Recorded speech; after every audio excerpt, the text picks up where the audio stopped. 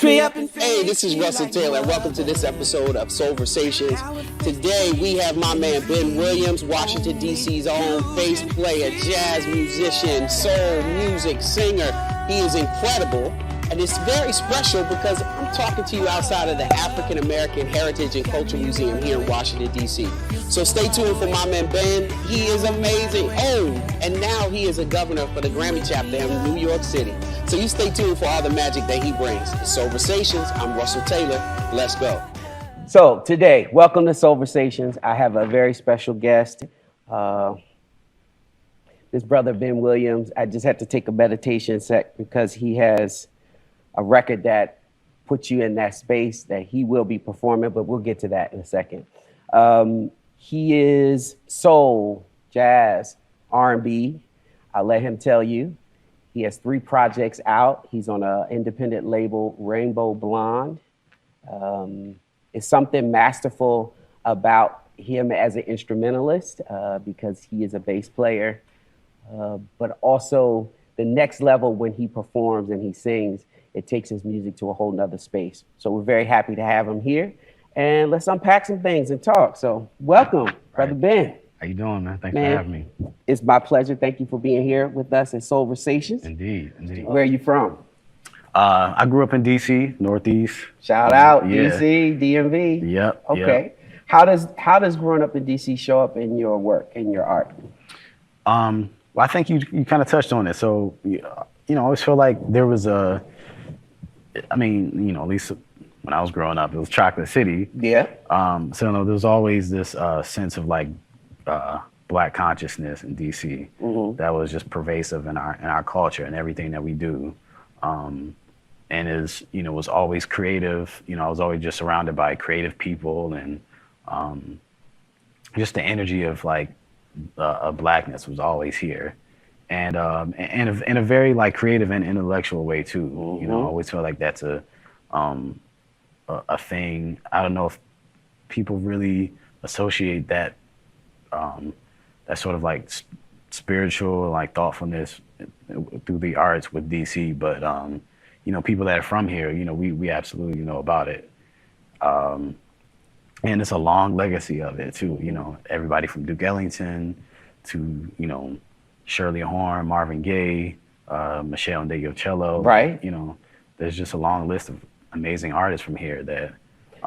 Institutions like the Howard Theater, Bohemian Cavern. Absolutely. 14th and U since like the 20s. So the whole U Street corridor, right. It was our own little like Black Broadway. So the next question that comes to me is, considering the inspiration, by the way, I'd like to say that about all of the artists that are participating from the Washington, D.C. area, there is a very academic approach to the art, like canon, like writing a book. And I think that that's something that's really special that should be pointed out. Because Absolutely. It's another layer of authenticity, if you will. Yeah. So to that end, to hear you speak about this, how do you feel your art or art in general engages with activism or politics? Well, personally, most of my musical heroes have always engaged in some sort of activism through their art. People like Marvin Gaye, Stevie Wonder, even Michael Jackson. Who I feel like the way he had attacked issues is a little bit underrated. But Prince, James Brown, all these great Black artists that really always found a way to speak, some truth in their music. And, these are people who I just as musical icons or people I model my art after. So, I just come from my mother she worked in Capitol Hill. She worked for, a lot of very influential congressmen, John Conyers and Ron Dellums. That's history. So she worked with these men. So I just kind of come from that cloth,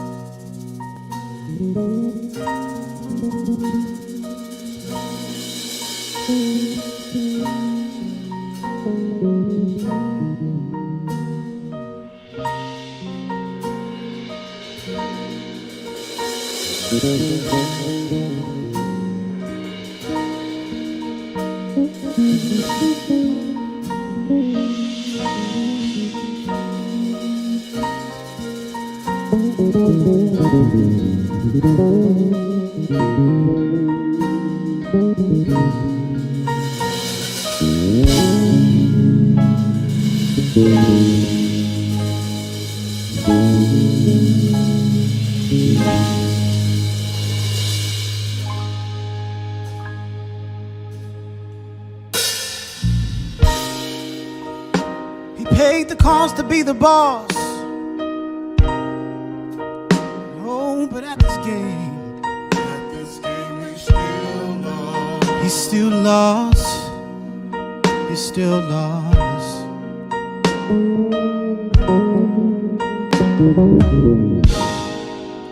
He paid the cost to be the boss. No, but at this game, he's still lost. He's still lost. And oh, what happened?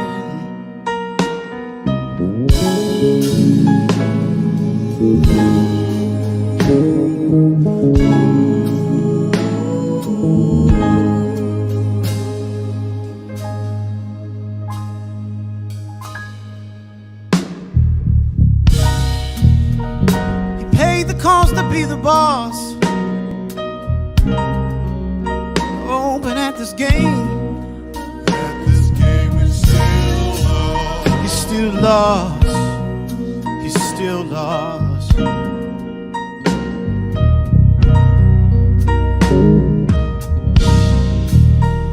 He paid the cost to be the boss.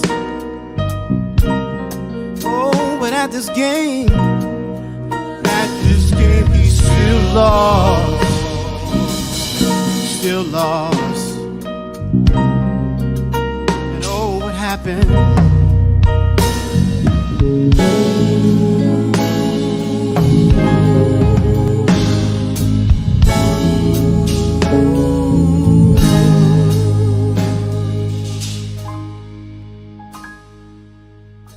And let the people say.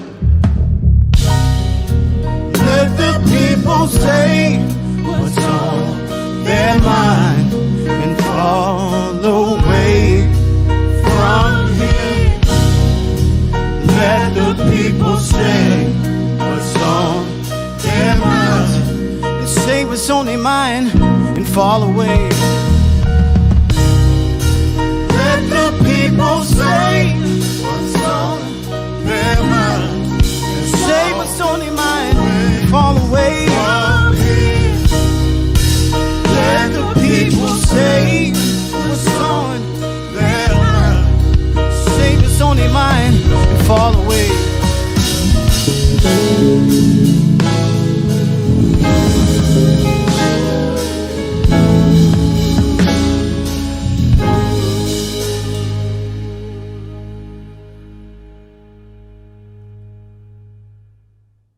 Brother Ben, so you got a couple of projects under your belt, but most importantly, you have a current project, and I want you to talk about it. Yeah. The most recent project is called I'm a Man. It's inspired by the 1968 Memphis sanitation worker strike, which I'm a Man was sort of the motto, the mantra of their particular strike. You know, sort of like the Black Lives Matter of their movement. Actually, I was originally inspired by that phrase. I was watching that Ava DuVernay documentary, 13th, about The prison complex. yeah, about yeah, and so yeah, at the end, she had this like montage of these still images and kind of like current events, and had some of these like old throwback photos, and one of them was from that the historic protest, and just watching it, and something about it just kind of just stood out and struck me, just as this iconic image. I think Ernest Withers is a photographer, and you know, you've probably seen this before. These, you know, this long picket lines of all these men holding a sign saying "I'm a man," and just kind of like the uniformity of it, and it just felt like a very solidarity, and there was something very powerful about the phrase itself. You know, something just really declarative about it. This was black men for this. Yeah. So it is. You don't see that often. Declarative, solidarity, black men, I'm a man. Yeah. Protest. So yeah. So you know, it's strong. It's a response. It's a very it's a response to injustice, but it's a, you know, they're like standing strong in it, and you know, I just wanted to use that sort of spirit of you know, not, to me, what I'm a man says is, you know, I'm going to tell the world who I am instead of letting the world tell me who I am. That's real. Okay, so what is your musical DNA? It's a lot of it is informed by a lot of different things, you know, a lot of different elements. So, you know, a lot of soul, R&B. This is the music I was hearing growing up in the house, you know. A lot of James Brown. My mom loved James Brown. You know, Prince. Prince was actually probably responsible for me just wanting to be a musician, wanting to be an artist. You know, just watching Purple Rain growing up, you know, I was like, I want to play music. I don't know what it's going to sound like, what I'm going to do, but I want to be a musician like that. And, you know, like people I mentioned before, Marvin Gaye, Stevie Wonder, all that Motown stuff. So, you know, very much influenced by that. Naturally, go-go. Well, yeah, you know, go-go. Goes without saying, you know. But, you know, also played in church, you know, so there's a lot of gospel, you know, just, I think, you know, whether you're a religious person or not, I think the black church is sort of finds its way. I mean, it's so pervasive in our culture. It's just, it's in it. It's part of everything that we do. So there's that. What about jazz? I feel like jazz, you got some jazz in there. Absolutely. I mean, and that's I really learned how to play music, you know. So I started playing jazz when I was in the 7th grade, DC public schools. You know, they started. Shout out DC public school teachers. Absolutely. You know, I'd already been interested in music at this point, just kind of teaching myself by ear. And, you know, my mother recognized that and made sure I was in a school that had an arts program that I could explore whatever arts I was interested in. And, got turned on to jazz, Miles Davis and Train and all that stuff. These things, you speak about the arts program. This is the reason why we are here. And we are filming in the THEARC Theater in Southeast DC because of the arts programs that exist in Washington, DC. So, right on. So that leads to another question. I think you alluded to it, but I would love for you to expand on it a bit. When you, that spark, when you said, I gotta do music, this is what I gotta do. When was that? What was that spark? I think, you know, I don't know if I could say there was a moment. Okay. It's, I just fell in love with music, you know. And, you know, a lot of things that you fall in love with, you know, you're just introduced to it, and it just grows and grows and grows slowly over time. And that's how music has been for me. And what I love about it is just, you know, I've always been like a curious kind of person, you know. Even as a child, I was just always curious, just getting into things. And for me, music is always, it's a constant discovery. You know, I'm always learning. It's always teaching me something about it. It's teaching me a lot about myself, and it gives me an outlet to just process all this stuff that's going on. Okay. You know.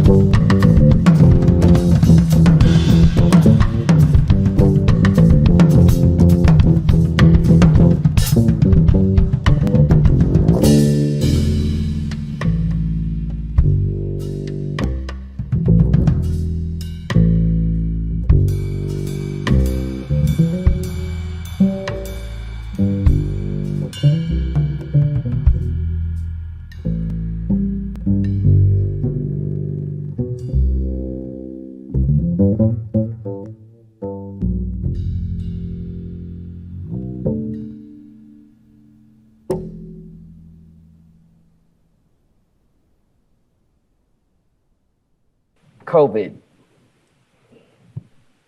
Yes. That dirty, Wait, no good. Never heard of it. How do you feel? Where do you see the new normal for music? That's the better way of asking. Ooh, it's hard to say now because we're right in the middle of it. Yeah, we're but still in it. you know what I will say, just you know, obviously this is a very unprecedented time, and I think when you have these moments in history that are unprecedented, you know, it tends to shift things. It shifts everything. And I think it's going to happen in music. I know personally, I'm doing a lot of writing. When you leave artists to their own devices right. for just leave them in their homes for months and months on end, it does something to us. And I know I've been collaborating a lot more with artists, and I think our humanity has been tested. Ooh, yeah. And speak on it. And it's real, and I think we're learning a whole lot about ourselves as human beings, and especially as artists. Yeah. And I expect to see a whole lot of very interesting things to come out of this. Okay. So my last question is, in year 2060. Okay. You are in 2060, and you're saying this is my legacy. So speaking in the affirmative, it has already happened. This is my legacy. What is that? Well, I hope to have. No, affirmative. Okay, affirmative. It has already happened. Affirmative. And anything is possible. I have helped the world become a better place. Hey, couldn't have said it better myself. I think that is a valiant, respectable legacy.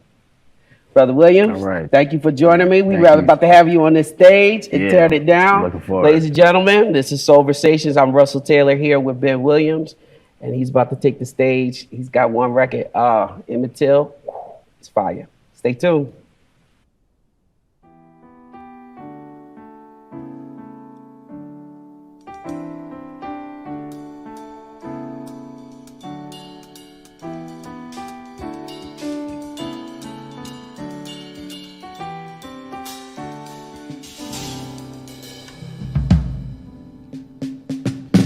Twas down Mississippi, not so long ago, when a young boy from Chicago town stepped through a southern door. This boy's dreadful tragedy I can still remember well. The color of his skin was black, and his name was Emmett Till. Oh no, no. Oh no. His name was Emmett Till.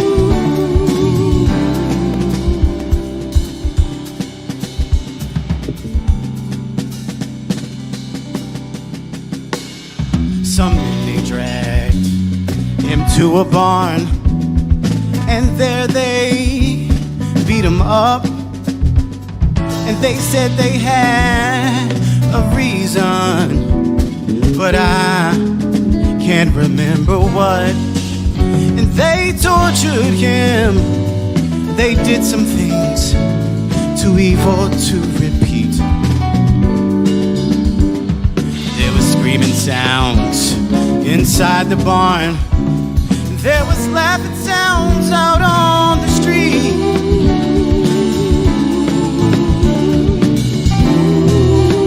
His name was Emmett Till. Don't forget his name, yeah. Don't forget his name, yeah.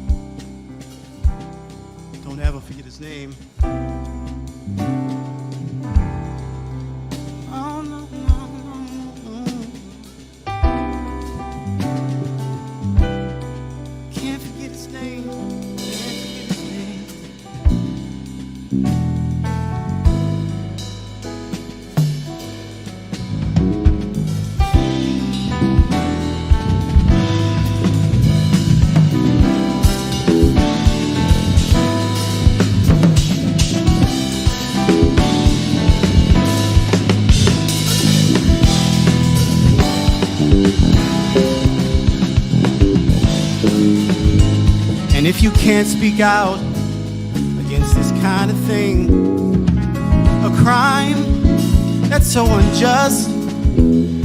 Your eyes are filled with dead man's dirt. Your mind is filled with dust. Your arms and legs must be in shackles and chains. Your blood refused to flow for you to let this human race fall down so awful low.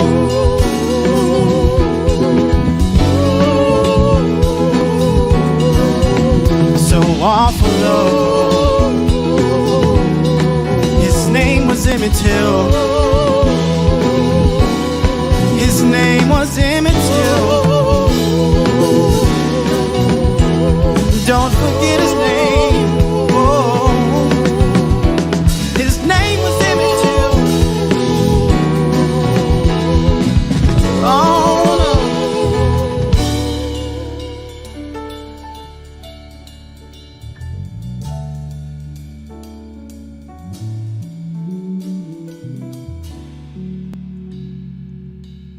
Don't forget his name.